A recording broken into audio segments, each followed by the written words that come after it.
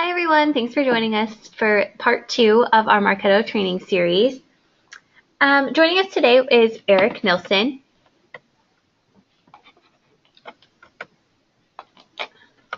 Eric is a Marketo certified expert. He's worked with dozens of Marketo customers to optimize their Marketo programs. He provides unmatched marketing automation expertise with hands-on instruction and actionable best practices to transform your marketing organization into a demand generation machine. Eric works with Show Me Leads. As a technology services provider, we at Show Me Leads craft powerful marketing automation solutions to ensure long-term success for our clients. We do this by customizing and deploying the Marketo platform, generating and nurturing quality leads, ensuring long-term success in lead qualification efforts, and crafting powerful marketing automation to help grow your revenue. Our selection of programs and services address a wide range of problems clients experience so we can tailor solutions to your unique needs. Whether it's becoming an extension of your marketing team, creating custom email templates, performing health check audits, and assisting with training and integration needs, we help to optimize your Marketo instance. Now, before we get started, we want to encourage everyone to go ahead and submit questions during the webinar. We'll answer these questions at the end of the webinar during the Q&A portion. With that, we'll go ahead and get started. Eric, I'll pass it over to you. All right, thanks, Courtney. Hello, everyone. I'm glad you could make it for this webinar. Just as a quick recap and look forward from the series standpoint, last week at this time we did a session on email programs, which is available online. Today we're doing data management, and then we're going to wait till after the holiday to continue the series and look at forms on January 4th, emails on January 11th, and engagement programs on January 18th. I hope that many of you will be able to join for those future sessions as well. But today we're talking about data management. So, it's interesting with marketing and how marketing has changed over, say, the last decade. Online marketing has expanded. The idea of a marketing software itself, has really developed into a real entity, and it's amazing how different marketing is and how we do our marketing than we did 10, 15 years ago. Data is something that I had a background in before I ever saw Marketo as a tool. And so, when I first started using Marketo, it was one of the first interests I had was to understand, how data impacts the user and how it's stored and what kind of efficiencies we have or inefficiencies. So I'm hoping that this will help cover a lot of that and more. Really want to start out with kind of a mantra or a golden rule when it comes to data, and it's actually probably also a rule for a lot of other things in life. Garbage in equals garbage out.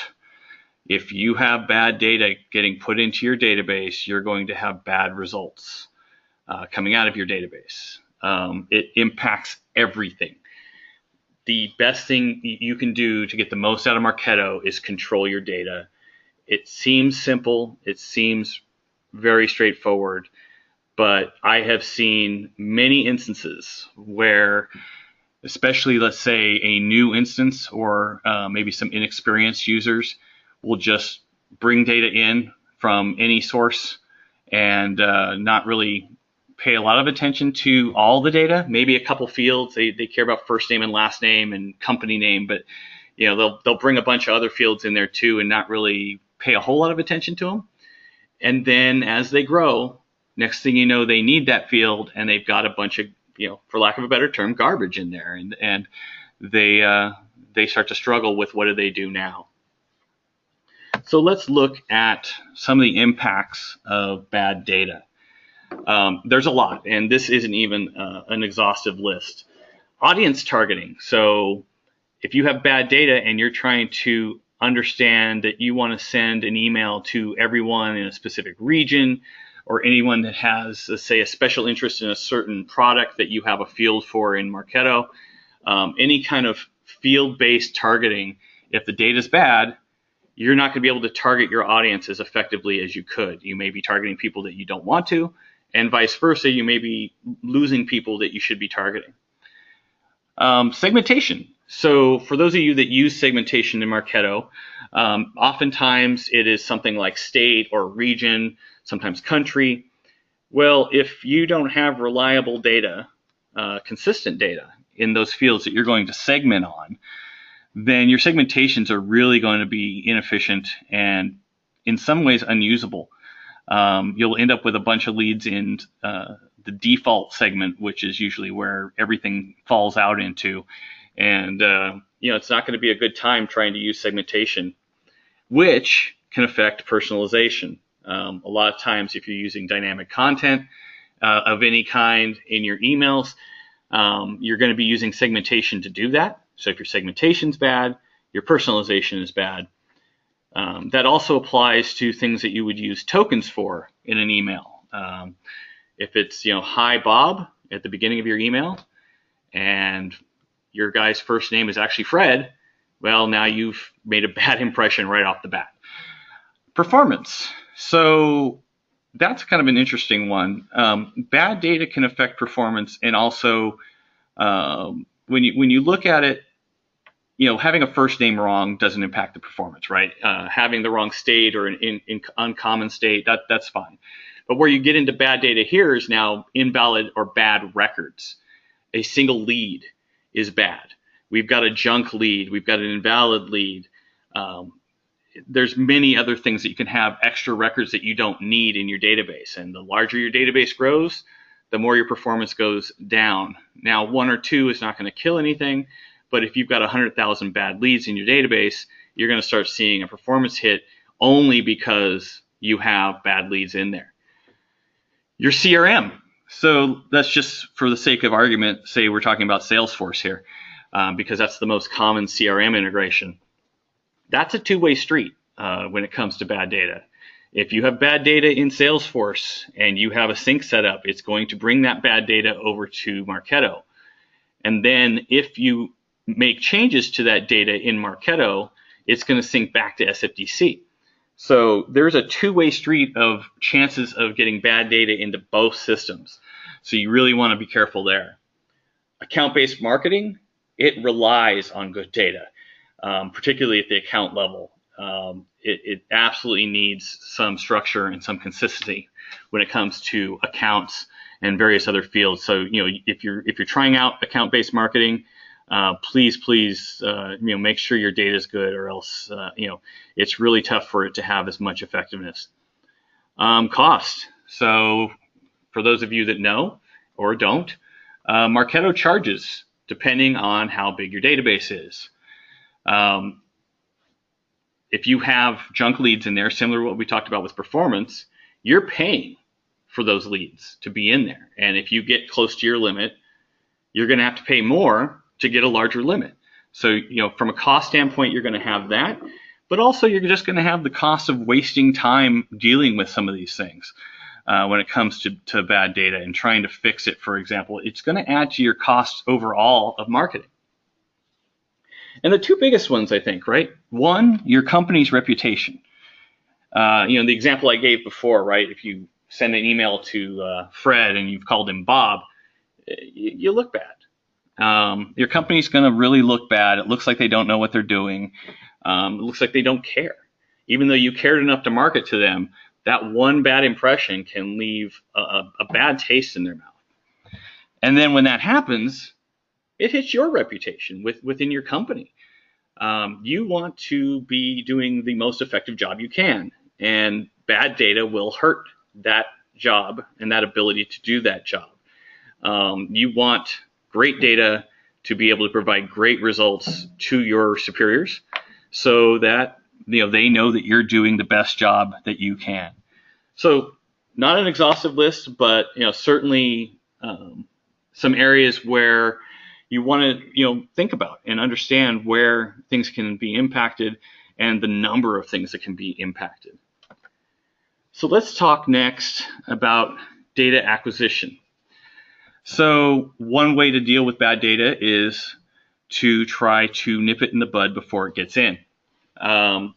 you want to bring data in from trusted sources as much as you can. So the most common is lists. If you're going to import a list from a vendor, please make it pre-qualified leads that have already said we want to be marketed to. Purchase lists at Marketo, in Marketo, can be a really bad thing. A lot of times purchase lists have, especially if they're not pre-qualified, have emails that are part of a spam trap, for example. And you'll email to that lead. That lead will be a trap, and Marketo will get notified that you emailed to a spam trap, and they're going to be contacting you and letting you know that you need to remediate the problem to get rid of that bad email address and perhaps multiple email addresses that are bad. So one, from a spam trap standpoint. Two, if you bought a list that isn't qualified and you've got leads that just don't have any interest in marketing from you, why bring it in? Don't take a shotgun approach to this and just throw a bunch of leads in there and send a bunch of emails out to those leads and see what sticks. It's just not very efficient. It lends to what I was saying earlier about database size and having some junk in there, because you're going to have a bunch of leads that just don't care. You can trust in some ways your integrations, but you have to be careful. So not only SFTC, but let's say you have some third-party integrations using the Marketo API. You want to make sure that there's good controls over those other systems before you hook them into Marketo.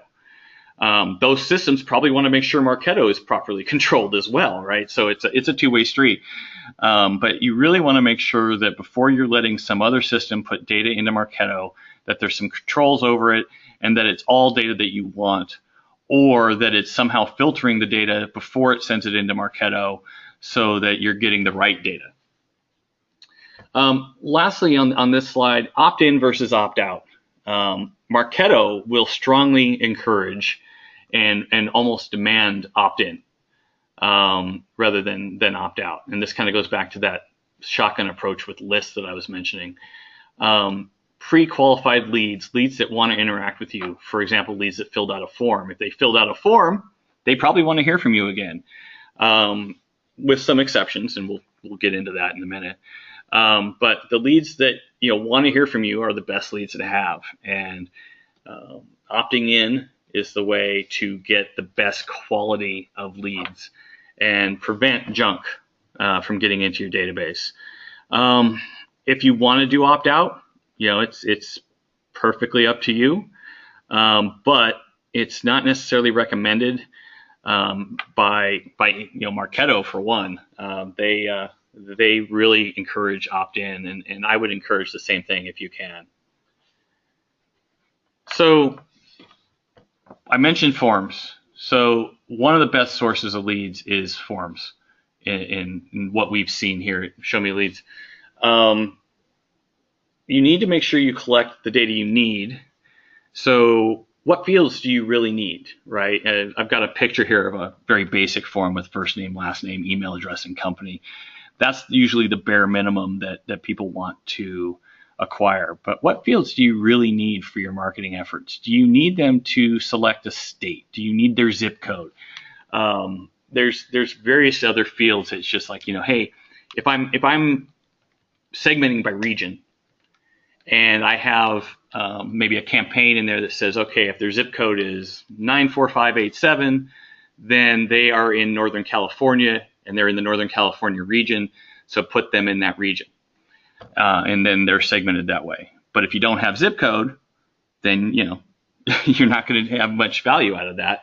It's going to be blank, and they're going to end up in your default segment. Just one example. So with that is also knowing when do you want to make an a lead field required. And it gets back to the same thing. What do you really need, and what do you want? So what you want is the non-required fields. What you need is the required fields. So that zip code field, if you really need it, you're gonna require it and make it a required field. Now, one of the nice tricks of forms, especially if you have leads that are going to be interacting with your forms multiple times, is progressive profiling, which is a great feature within Marketo. We'll cover this a little more in our forms session that's coming up after the new year. But progressive profiling allows you to have them fill out the form the first time, and then when they fill out the form the second time, some of those fields that they already filled out will disappear, and some more fields will appear that will acquire a little more information from them. And you just start acquiring little bits of information at a time from that lead as they continue to fill out forms to maybe register for webinars or request gated content or things like that. So definitely with forms, you want to make sure that you've put a lot of thought into what you need, what you want, and how you want to get it. So really give a lot of thought to that, mainly because forms are automatically an opt-in in most cases. If they have filled out a form, they want to hear from you. So let's look at data quality now. So I mentioned this a little earlier, but with data quality, the main thing is get it right the first time. Get it right when it comes into the database. You don't want to have to fix it. You want to have it right the first time. Because cleaning the data, fixing the data, can cost more than it really costs you to acquire the data in time. So you pay a certain amount to acquire data, or you have a certain amount of time put into the acquisition process. Cleaning that data can take much longer and be very costful to you. Know what you can control. So for example, if you've got a list that you're going to import, have some control over who you get that list from, who authorizes that list to go into Marketo. Do some research on the list. Scan the list. Actually open it up, say in Excel, and scan through the list and make sure that things look right. Anything you can do before data gets into Marketo is going to stop you from having to take further action afterwards. And take ownership of the process. That's a big deal there. If you want to take ownership of the process, then you can have the best results. So you want to be the person who says, I own this, this is my system, and I'm not going to let anything bad get in there. I'm not going to hurt myself. I'm not going to hurt my organization. I want the best data. So if you really put in some effort, put in some caring into the data that's going into your database ahead of time, you'll prevent some of the things that I'm going to have to talk about a little later in this presentation about cleaning the data. Quick note. Beware of gated content. And I'm going to come out and say gated content is fine and there's nothing wrong with it. But know that gated content can get you some junk leads, fake leads. I have seen, in my time here at Show Me Leads, I've seen situations where customers are filling out the form to get your gated content, but they don't want you to have their information, and they're a little annoyed that you've put gated content in there. So basically, what they're doing is they're saying, "Hey, I'm going to fill in an email address of I don't care at noneofyourbusiness.com," and I've actually seen that one. I've seen many different creative ways of telling the recipient of this data that they really didn't want to fill out the form in the first place. We talked about opting in with a form, and that if they fill out the form, they're opting in. Well, this is a way for somebody to fill out a form and opt out by giving you a junk lead. So be very careful with that. Understand that you will get some junk leads from gated content. You may want to go through and look at leads that sourced from that particular form. And depending on how large that list is, you might want to take a look and see. If it's 100,000 people, it's not necessarily something you can go through. But if it's some sort of content that 100 people go through, you could take a quick scan and see what kind of weird stuff is coming in there. But it can be very humorous to see some of these fake leads that get in there. I've seen a lot. So just a quick soapbox thing for me I wanted to throw in there. But again, Nothing wrong with gated content, just beware of what might come from it.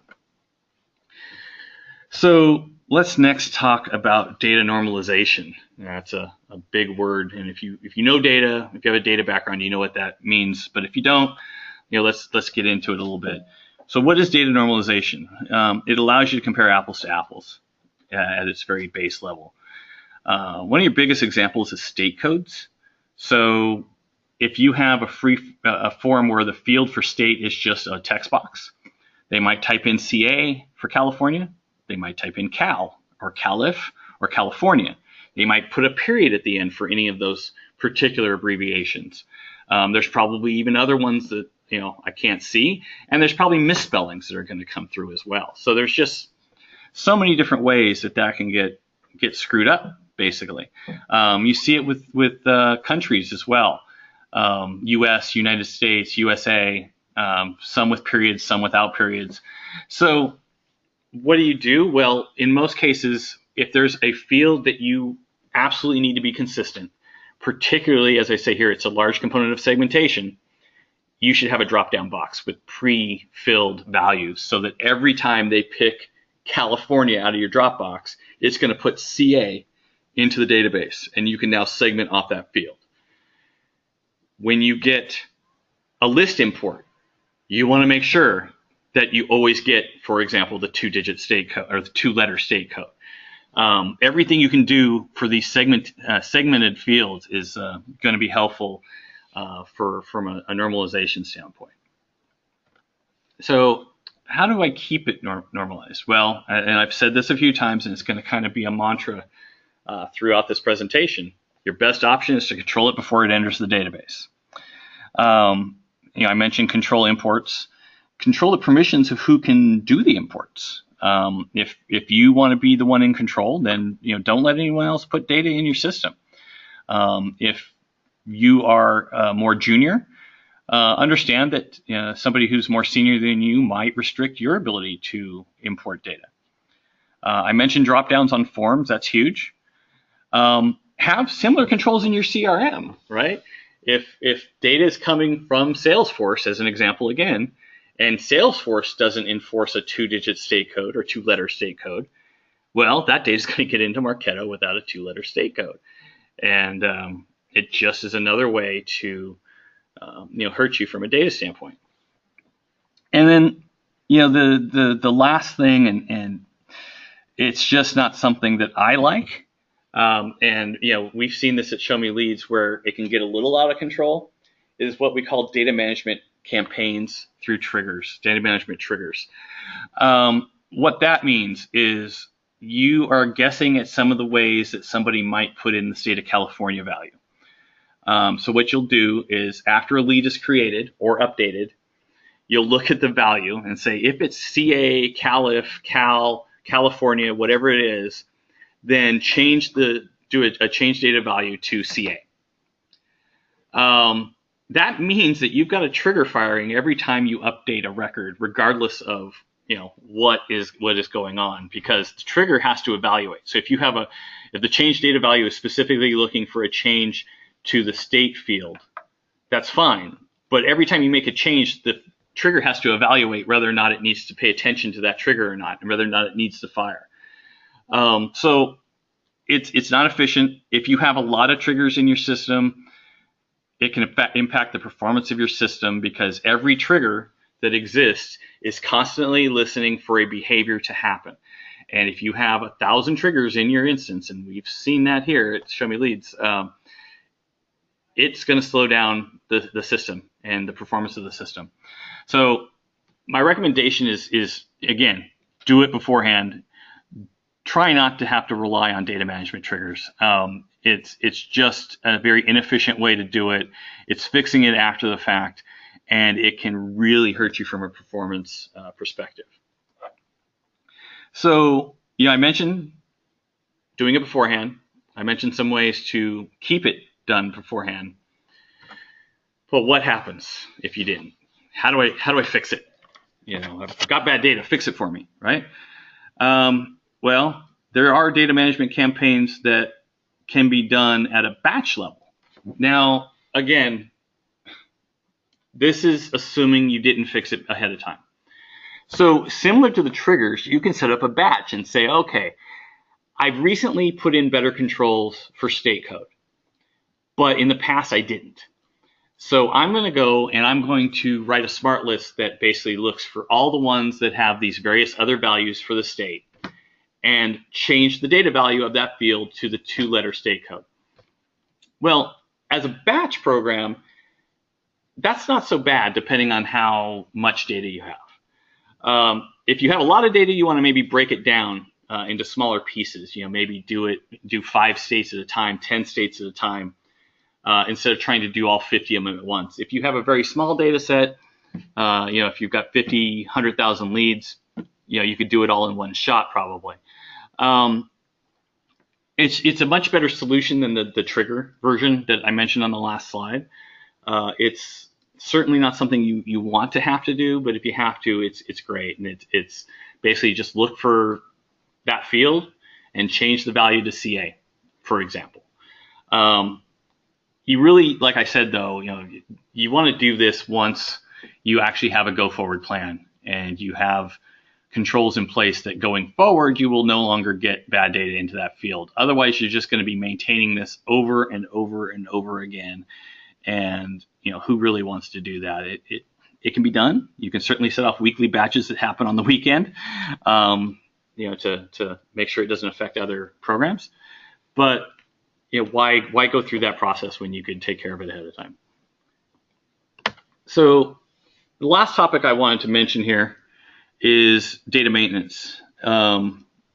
What can you do even if you have control? Let's say you have perfect controls and you've got no junk data at all and everything is great.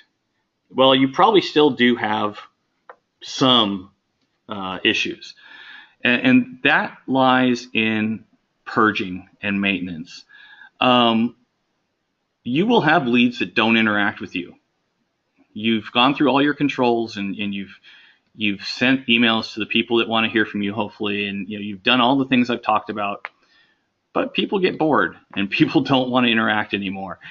Maybe there was a mistake made. Maybe they didn't really want to hear from you. Maybe they filled out the form and didn't realize they were going to get marketed to. It's certainly possible, right? You're going to get leads that don't interact with you. There's no engagement at all. Well, what good are they? Not much, right? If they don't care about you, why continue to market to them? So one thing, we at Show Me Leads usually recommend, and I've seen this as a recommendation from Marketo as well, periodically remove leads that have not interacted with you in the past, say, 6 to 12 months. What does interacting mean? Well, no website visits, no opens or clicks on emails, no form fills. Basically, they've just been a stagnant lead that has been a recipient of emails but haven't done anything else. You can write a smart list up that looks for this lack of activity over a period of time, brings up a list, and then potentially remove those leads from your database. I've seen customers where this can bring up 500,000 leads in their database, and they're already pushing up against their limit with Marketo on how many leads they can have, and they don't want to pay anymore. Well, here's an easy way to clear up 500,000 leads. It's going to depend on the organization, obviously, and how much control you've had over it, how big your database is, right? All that sort of thing. But it's definitely something that you want to consider. And the other thing is invalid leads. If a lead gets sent an email and then they get a hard bounce, they're set to, in most cases, email invalid. The email invalid field is checked, and they will not receive emails anymore, just like somebody who is unsubscribed. They are adding no value. They likely have a bad email address, and they basically will not get any kind of emails going forward. So why have them? And these can be quite big if you are purchasing lists, for example. If you're doing the bad stuff, you can get this to be a large volume of leads, and why not clear those out? Now, that brings up the question, since it's similar, to unsubscribed leads, because they also don't receive emails from you. And Unsubscribed leads are not necessarily something you want to get rid of. For example, sometimes you may want to run a reactivation campaign, an operational email that you send out to everybody and just say, hey, we want to check with you to see if you want to be marketed to. If you do, please go here and fill out this form or let us know. If you don't, just ignore this email and you won't get any further. Or unsubscribe. Sorry. Go to the unsubscribe page and you will not receive any further. If you're sending only to unsubscribed leads, you don't even have to say that. You can just say, hey, you're getting this email. We want to make sure if you want to be marketed to or not. If you don't, do nothing and you won't receive anything more from us. It's not a marketing email at that point. It's an operational email just checking to see if maybe some of these people want to come back. Because they might have unsubscribed 2 years ago and now you're doing something that interests them and they want to hear from you. So just something to think about. It comes up a lot when I bring up invalid leads because it's a similar behavior, but it's a little different in that sense. So at that point, I'm at the end of the presentation.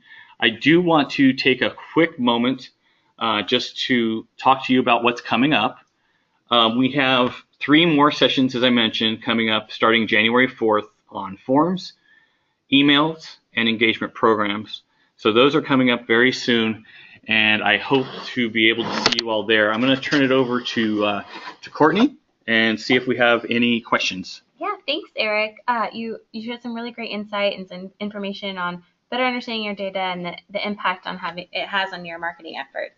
We'll go ahead and open it up for question and answers now. If you haven't already submitted your questions, go ahead and please do so now in the questions box. We do have a lot of great questions already. So the first question is from Sam. Are there any guidelines on a database size and how it relates to performance? Well, I guess the short answer is not really. It's a strange situation, right? A lot of our customers, have 50, 100,000 leads, maybe 200,000 leads, maybe even 500,000. And, they see things running pretty smoothly and they're not really experiencing any issues. And then you might see companies with 1 million, 5 million, 10 million leads. And they're going to see their performance be a little slower on running a smart list or, running various different data-driven things. But the one thing to keep in mind is it's not just the number of leads. It's also the number of activities. So when you go into the activity log of a lead and you see every activity, sent email, delivered email, opened email, clicked, visited web page, all the other things that can happen in there. Each one of those activities is stored in a database table. If you have a lot of activities and you're doing a smart list, let's say for has opened email, and you want to search all the leads that opened a specific email, well, it's got to search through the entire activity table to find out all the opens and then translate that over to the leads that have done it and give you the results. So it's not just your number of leads, it's also the number of activities. In most cases, if you're at a situation where you're at less than 1 million, you're not going to notice anything unless you just have a tremendous amount of activities going on. But Marketo does slow down a little bit. They are making a lot of changes right now on how they do that. Many of you may have heard about Project Orion, which they've rolled out and they're continuing to roll out. That's really going to help with the activity side and to be able to more quickly query the activities, which is going to be a major benefit for a lot of customers, especially the ones with larger databases. Great, thank you. The next question is from Suzanne. How is reporting impacted? Analytics reports seem very slow for us. Yeah, analytics reports are pretty slow in general, and it really is impacted by the data size. And because, for example, an email performance report is looking at opens and clicks and delivers and sends, it's also querying the activities table as well. I know that Marketo is working on trying to make reports run faster, analytics reports. They can be a little slow depending on how complex you make them, but it is something they're working on.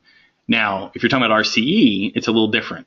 RCE is driven by nightly data loads that come from Marketo into a separate database. So you'll get a little better performance with RCE because a lot of the information that you would be querying is pre-compiled. And it's done on an overnight basis. So you'll see a little better performance in RCE, but not everyone has RCE. It's a little more complex to use. It's more robust, but sometimes it's just not the right tool to use. So long and short of it is, yes, data impacts it. They are, from an analytics standpoint, not the most efficient queries that are run in Marketo. And hopefully we'll see some improvements in those over the coming months. Great, thanks. The next question is from Daniel. How do we duplicate leads when Marketo dedupes an email addresses? So is it how do we get duplicate leads, or? Yeah. Okay. Yeah, that's a good question, and one that I've seen many people get confused with. Yes, Marketo dedupes on email address. However, it doesn't do it all the time. Where it does do it is list imports, for example. If you import a list of leads you already had, it will update them, but it will not add new leads. If you fill out a form and you're an existing lead, it will update your record. If you're using the API, you can turn that on or off. So you can tell it to dedupe or not to dedupe. The biggest culprit, though, is CRM integration. And we'll pick on SFTC again just because that is the primary integration with Marketo that the most customers have. The way that Marketo works is that if there are duplicates in SFTC or any CRM, it will bring everything over. So if you have two of the same email address, Marketo brings it on over. So it's a way of deduplicating that Marketo uses, but it's not strictly enforced depending on the source that the data is coming from. So another reason to keep SFTC clean as well, and really keep track of your data sources. Thanks. Do you know where Madhu is? Do you know which room? The next question we have is from Katie. When we personalize our emails, we find that many of our first names are all in lowercase. Is this something that can be fixed or stopped? That's an interesting question. I've seen that before. Marketo itself, as a core product, doesn't really recognize or understand the idea of whether or not a letter is capitalized or not. For lack of a better term, Marketo itself doesn't care. So fixing that is usually something that happens outside of Marketo.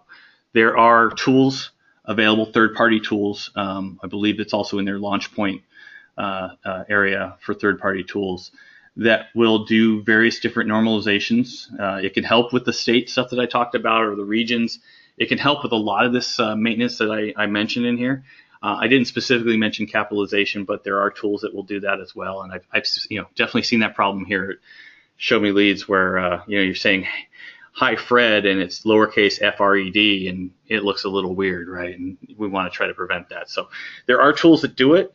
Within Marketo itself, it's not really something that you're going to be able to attack, but there's definitely tools that will help you out with that. Thanks. So the next question is from Tim. Our database is about 50,000 leads, but we plan on significantly expanding this. Anything we need to watch out for? Well, not really. I mean, if you're at 50,000 and you're going to expand, let's say 10 times, right, to 500,000, just be ready for the various different things that I've talked about before. If you're going to be putting in 10 times the amount of data that you had before, control it, please. If you're expanding by just purchasing a bunch of lists and they're not pre-qualified and you don't really know the source of the data, that's what you got to watch out for when you're expanding your database. But from a performance standpoint, if you're going from 50 to 500, it's going to run a little slower, but it's not going to really be something that you notice that much. If you're going to grow from 50,000 to 5 million, which I doubt is what the person who asked the question is talking about, you're going to notice something. So it really depends. Thanks. That's great. So it looks like we're just past the top of the hour, so we'll go ahead and wrap up at this time. We do want to thank everyone for joining us today. If you have any questions or want to request a health check, you could please reach out to us at info@showmeleads.com. Thanks again, and we look forward to sharing more information with you next time. Thanks everyone.